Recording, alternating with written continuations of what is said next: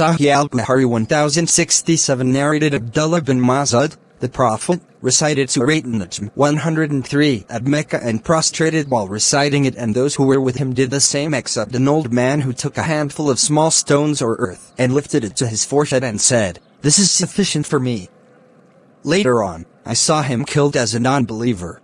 Sahieh Eal-Bukhari 1068 narrated Abu Hurairah, on Fridays the Prophet used to recite Alif Lam Mim Tanzil as-Sajda in the first rakah and Halata al-Insani, that is Surat Ad-Dur LXXVI, in the second rakah, in the Fajr prayer.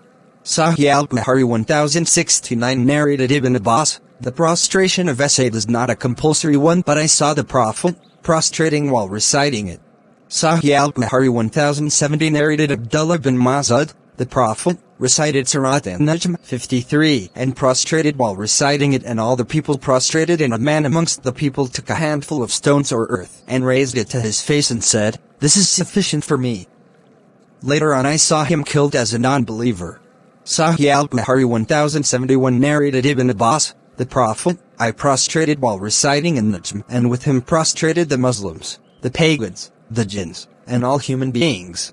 Sahieh Eal-Bukhari 1072 narrated Ata bin Yazar, I asked Zayd bin Thabit about prostration, on which he said that he had recited An-Najm before the Prophet, yet he, the Prophet, had not performed a prostration. Sahieh Eal-Bukhari 1073 narrated Zayd bin Thabit, I recited An-Najm before the Prophet, yet he did not perform a prostration.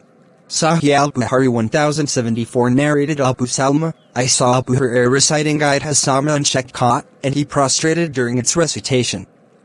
I asked Abu Hurairah, "Didn't I see you prostrating?" Abu Hurairah said, "Had I not seen the Prophet prostrating, I would not have prostrated." Sahieh Eal-Bukhari 1075 narrated Ibn Umar, when the Prophet recited a surah that contained the prostration, he would prostrate, and we would do the same, and some of us, because of the heavy rush, could not find the place for prostration.